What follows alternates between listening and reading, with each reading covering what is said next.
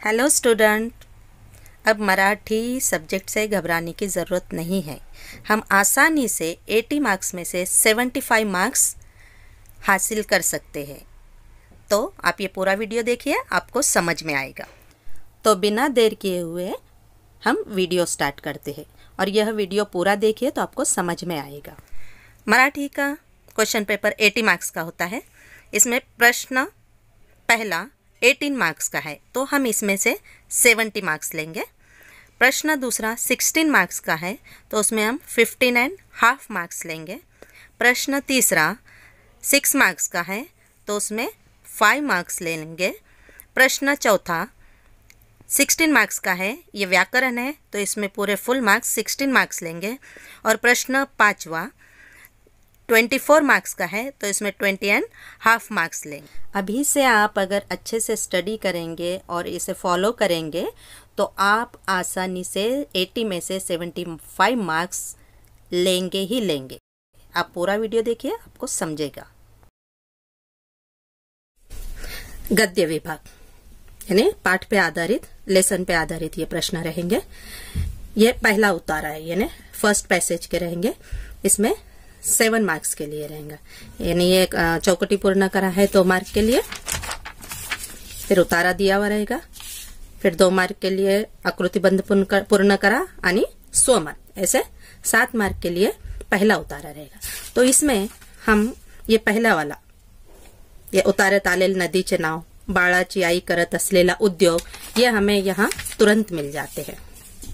ये पैसेज में हमें आसानी से मिलते हैं, यानी ये 2 मार्क हमारे पक्के हैं। हम बाद में ये नेक्स्ट इसमें सॉल्व करेंगे नेक्स्ट वीडियो में। अभी सिर्फ आप देखिए कि हम किस तरह से ज्यादा मार्क्स आसानी से ले सकते हैं। तो ये 7 मार्क का उतारा हो गया। अब इसमें सिर्फ ये है कि जो स्वमत है, इसमें अगर आप थोड़े मराठी में अब सभी को प्रॉब्लम आता है तो ज्यादा से ज्यादा आप आधा मार्क्स यहाँ कटेगा आपका, यानी 2.5, यानी 7 मार्क्स में से आपको यहाँ पर मिलेंगे 6.5 मार्क्स। ये अ में अभी प्रश्न पहला ही चल रहा है। प्रश्न दूसरा में फिर से और एक पैसेज आएगा लेसन का, उसी में वैसे ही ये भी 7 मार्क्स का है। इसे 2 मार्क्स आकृति में, आकृति पूर्ण करा या कोणते लिहा, एका वाक्यात उत्तर है, इस तरह का आकलन कृति आएगी। इसी तरह से 2 मार्क का फिर से एक आकलन कृति और फिर स्वमत। तो यहां भी आप लेंगे 6.5 मार्क्स ले सकते। अब आगे कैसी स्टडी करना है वो हम आपको बताएंगे। आप फॉलो करेंगे अगर बराबर से तो आप बराबर आराम से आप मार्च तक कंप्लीट हो जाएगी आपकी स्टडी और आप अच्छे से अच्छे मार्क्स लेंगे। अब ये देखिए, ये तीसरा उतारा है, ये है अपठित उतारा यानी अनसीन पैसेज। इसमें कुछ टेंशन वाली बात नहीं है, यहाँ बहुत इजी आता है। इसमें 4 मार्क के लिए आता है, इसमें स्वमत नहीं आता। ये पैसेज है, पैसेज में से आपको आकृतिबंध पूर्ण करा है, संकटाकडे पाहण्याची दृष्टी अशी असावी। तो ये पैसेज में आपको आसानी से आंसर मिल जाएगा। नेक्स्ट वीडियो में हम यही क्वेश्चन पेपर सॉल्व करेंगे। ये 2 मार्क और ये 2 मार्क, ऐसे 4 मार्क के लिए ये अपठित उतारा आएगा। यानी लेसन पे हमें पहले पैसेज का 7 मार्क्स, दूसरे पैसेज के 7 मार्क्स और थर्ड पैसेज जो अनसीन पैसेज इसके 4 मार्क, ऐसे हमारे टोटल 18 मार्क्स रहेंगे। तो 18 में से सिर्फ हमारा 1 मार्क गया, यानी यहाँ पर हमारे रहेंगे 17 मार्क्स हमको क्वेश्चन नंबर 1 आराम से मिलते हैं, आप अगर बराबर से करेंगे। अब इसमें क्या है, किस तरह से करेंगे कि मिस हमको कैसे मिलेंगे? स्वमत में भी इतने मार्क्स, बच्चे स्वमत में थोड़े परेशान रहते। कुछ नहीं, हर लेसन हुआ उस वक्त उसके लेखक का नाम लिखना है और उस पाठ में क्या है वो आपको जब हम पेपर सॉल्व करेंगे क्वेश्चन पेपर, उस वक्त बताएंगे आपको कि किस तरह से हम इसको कर सकते हैं। यहाँ पर भी स्वमत है, सिर्फ स्वमत में ये तो आपको इजीली कृति के, आकलन कृति के मार्क्स मिल जाएंगे। तो इजीली आपको आकलन कृति में फुल मार्क्स मिलते हैं। सिर्फ स्वमत में वो भी अगर आप अच्छे से लिखे तो इसमें 3 में से 3 मार्क्स मिल सकते हैं।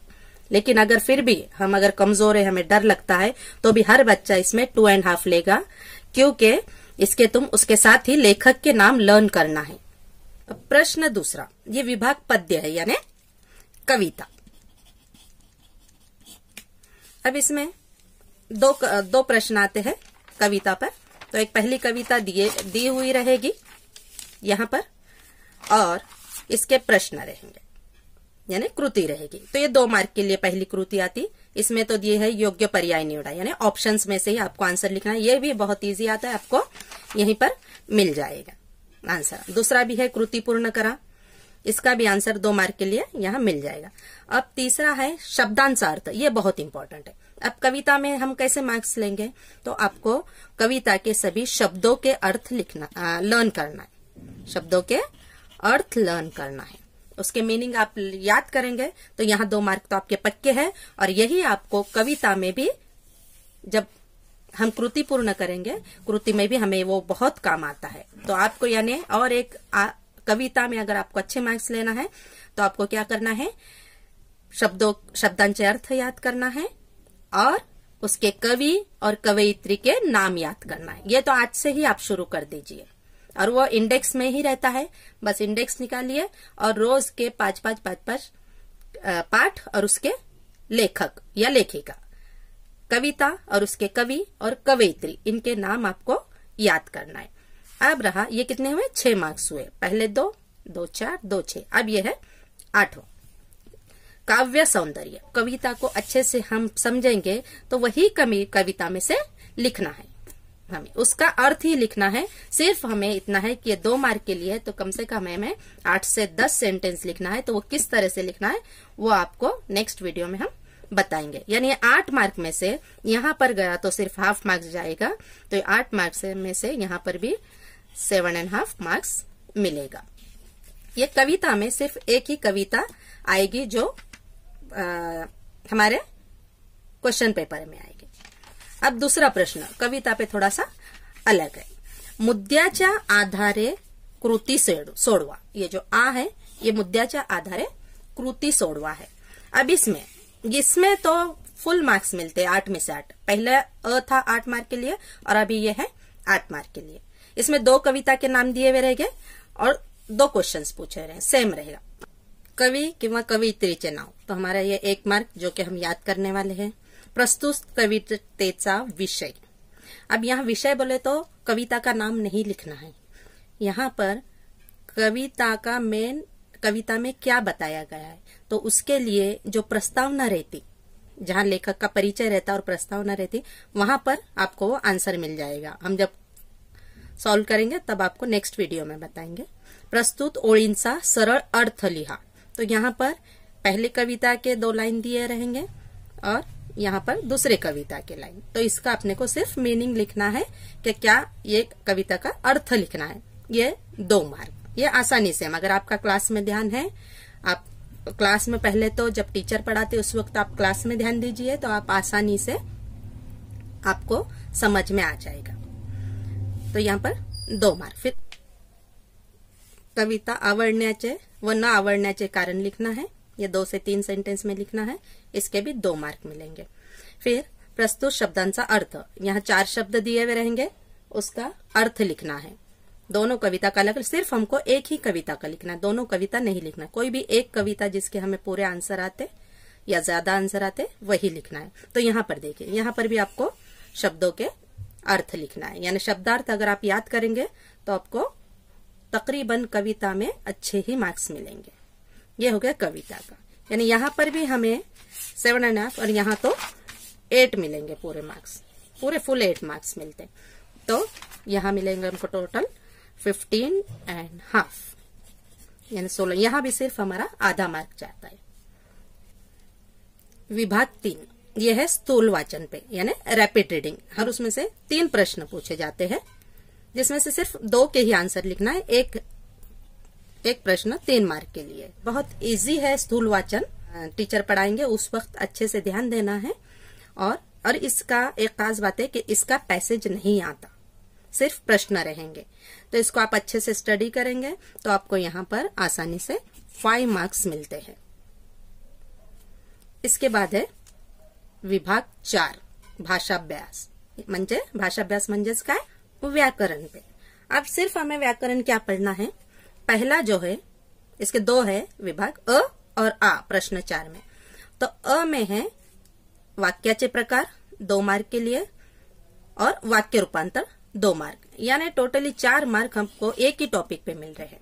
इसका वीडियो है हमारा दोनों भी, आप देखिए, आपको बहुत अच्छे से समझ में आएगा।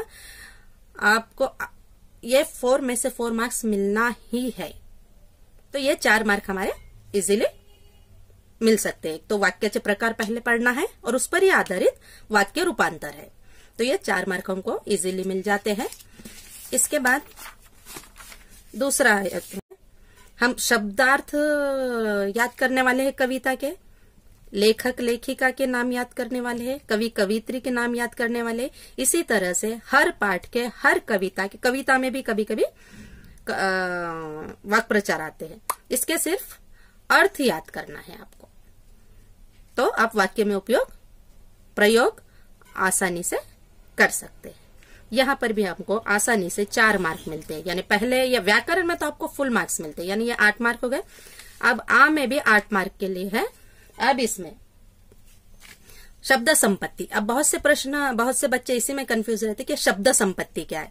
यहाँ कुछ भी टेंशन नहीं लेने का। शब्द संपत्ति यानी शब्दों पर आधारित प्रश्न, समानार्थी शब्द, विरुद्धार्थी शब्द, शब्द समूहाबद्दल एक शब्द, वचन, वचन ओळखा किंवा वचन बदला, लिंग, ये सब इसी में आता है। तो इसी में से यहाँ पर 4 प्रश्न पूछे जाते हैं कोई भी, यानी यहाँ पर दिया है समानार्थी शब्द पूछा गया है इस प्रश्न पत्र इस साल, विरुद्धार्थी शब्द पूछा गया है, शब्द समूहाबद्दल एक शब्द, ये तो आता ही है। शब्द संपत्ति के 4 मार्क्स। उसके बाद दूसरा है लेखन नियमानुसार लेखन। इसमें 2 सेंटेंस दिए रहेंगे, एक सेंटेंस में 2 मिस्टेक रहेगी, यानी मिस्टेक कौन सी रहेगी? शुद्ध लेखन की, वेलांटी, उकार, अनुस्वार किंवा जोडाक्षर या जोड़ाए हुए जो रहते शब्द या अक्षर, उस टाइप से। जैसा अब यहाँ पर पहिला दिवस सुरळीत गेला, यहाँ पर दिवस की वेलांटी दीर्घ है, ह्रस्व करना है, तो क्या है, सिर्फ आपको वेलांटी चेंज करना है और यहाँ पर उकार। तो इस तरह से यहाँ पर सिर्फ 2 और पूरा सेंटेंस लिखना है, यानी आसानी से हमें ये मार्क्स मिल गए। कोई भी 2 मिस्टेक रहेगी, वो भी शुद्ध लेखन की। इसके बाद ये दोनों में भी सेम, तो एक आपको 2 मिस्टेक आप 2 मिस्टेक सही करेंगे तो आपको ये 1 मार्क मिलेगा। तो ये 2 वाक्य है तो आपको ऐसे 2 मार्क मिलेंगे, दोनों भी कंपलसरी है करना। इसके बाद है विराम चिन्ह, यानी हमें विराम चिन्ह तो करना ही है। विराम चिन्ह अलग अलग टाइप से पूछे जाते हैं। यहाँ पर विराम चिन्ह करना है, यहाँ देना है, कोई भी 2 विराम चिन्ह देना पड़ता, तो उसका 1 मार्क है। अब यहाँ पर बहुत बच्चे कंफ्यूज थे इस साल कि यहाँ पर तो ऑलरेडी विराम चिन्ह दिया हुआ है, ये दुहेरी अवतरण चिन्ह, लेकिन इसमें और विराम चिन्ह आते, वो आपको देना है। हम जब सॉल्व करेंगे तब देखेंगे। या फिर जोड़ियों के रूप में पूछा जाता, या फिर विराम चिन्ह दिया हुआ रहेगा, उसका नाम लिखना है आपको। जैसे पूर्ण विराम दिया हुआ रहेगा तो आपको उसका नाम लिखना है पूर्ण विराम, स्वल्प विराम है तो स्वल्प विराम। इसे अलग अलग टाइप से पूछा जाता, या फिर ज्यादातर इसी टाइप से पूछा जाता है कि इसमें विराम चिन्ह का उपयोग करना है, यानी जहां पर जरूरी है वहां विराम चिन्ह देना है। तो यहाँ आपको मिलेंगे 2 मार्क। यहाँ पर हमारे व्याकरण में अ में हमें 8 मार्क मिले, ये 4 मार्क और ये 8 मार्क, और भाषिक घटकांवर आधारित आ में हमें 8 मार्क्स, 1 2 3 4 5 6 7 8, ये 8 और 8 16। इसमें पूरे टोटली प्रश्न 4 में हमें पूरे फुल 16 मार्क्स मिलते हैं। अब बिल्कुल टेंशन मत लीजिए, आप 1-2 वीडियो देखेंगे हमारी, और क्लास में भी आप टीचर जब पढ़ाते ध्यान देंगे तो आपको व्याकरण में फुल मार्क्स मिलते ही है। हमारे सभी बच्चों को फुल मार्क्स मिलते हैं। अब नेक्स्ट क्वेश्चन, प्रश्न 5वां, ये उपयोजित लेखन है। अब यहाँ पर रहेगा लेटर और में रहेगा, 2 लेटर रहेंगे, उसमें से एक कोई लिखना है, ये है 6 मार्क के लिए। या फिर इसको ऑप्शन में सारांश लेखन, यानी 1/3 करना है इसको सारांश लेखन, और इसमें प्रश्न पहला ई यानी अनसीन पैसेज जो है उसका आपको सारांश लेखन करना है। इस पर भी वीडियो बनाया हुआ है हमारा। प्रश्न पहला ई, ये जो अपठित उतारा रहता यानी अनसीन पैसेज, इसी का आपको यहाँ पर करना है। तो आपको ऑप्शन है फर्स्ट लेटर, सेकंड लेटर या फिर सारांश लेखन। ये तीनों में से सिर्फ आपको कोई भी एक करना है। आपको यहाँ 6 मार्क्स मिलेंगे, और आप लेटर में आप अच्छे से मार्क्स मिलते हैं, स्टेप वाइज है। तो आप लेटर करेंगे तो आपको आसानी से यहाँ पर 5.5 मिलेंगे, यानी 6 मार्क्स तो मिलते हैं, लेकिन हमें कहीं ऐसा लग रहा है तो 5.5 मिलेंगे, या सिर्फ आधा मार्क जाता अगर आप कुछ मिस्टेक करते हैं तो, नहीं तो आराम से आपको यहाँ मार्क्स मिलते हैं। अब है इसमें है ये 10 मार्क्स के लिए है, यानी 2 कृति करना है। इसमें 2 कृति में जाहिरात लेखन दिया हुआ है, बातमी लेखन दिया हुआ है और कथा लेखन दिया हुआ है। 3 कोई भी देंगे आपको, तो उसमें से कोई भी 2 करना है। यानी आप जाहिरात कर सकते हैं, यानी एडवर्टाइजमेंट, ये बच्चे बहुत अच्छे से करते हैं। इसका भी वीडियो है, आप देखिए आसानी से। इसमें आप तो जाहिरात लेखन करिए, यहाँ आपको 5 मार्क फुल मिलते हैं। इसके बाद बातमी लेखन यानी न्यूज राइटिंग, या फिर कथा लेखन यानी कहानी लिखना है। ये दोनों में से और एक करना है आपको। यहाँ आराम से 10 में से 9.5 तो मिलते हैं, या कम से कम 9 मार्क्स तो मिलेंगे। अब यानी हमारा भी यहाँ एक हम लेटर करने वाले हैं, यहाँ पर 2 करना है, ये 10 मार्क्स, ये 16 हो गए। अब तीसरा है आखिरी निबंध। निबंध 3 दिए हुए रहेंगे, उसमें से कोई भी एक निबंध करना है। एक प्रसंग लेखन रहता, यानी कोई प्रसंग घटना दिए भी रहेगी। अब यहाँ पर मराठी दिवस 16 तुम्हारे स्कूल में किया है, संपन्न हुआ, यानी आप मराठी दिवस जो 27 फरवरी को मनाया जाता है, तो उस पर आपने क्या क्या हुआ वो सिर्फ आपको निबंध के रूप में लिखना है। दूसरे आत्मकथा रहती और तीसरा वैचारिक निबंध। तो इसमें ज्यादा इजी तो आत्मकथा है, आप बहुत अच्छे से लिख सकते हैं। वैचारिक भी निसर्ग अपला गुरु, क्योंकि इस पर लेसन भी है, ये आप बहुत आसानी से लिख सकते हैं। तो यह है आपको 8 मार्क के लिए, यानी आपको कम से कम ये 3 से 4 पैसेज लिखना है, कम से कम 1.5 से 2 पेज फुल लिखना है आपको ये निबंध, और आप आसानी से लिख सकते हैं। तो इस तरह से हमारे आसानी से हम बहुत अच्छे से मराठी में फुल मार्क्स ले सकते हैं। आप आगे भी वीडियो देखते रहिए, आपको और बताएंगे। इसमें कुछ प्रश्न है तो आप कमेंट्स में पूछिए, और ये वीडियो जरूर शेयर कीजिए। Thank you.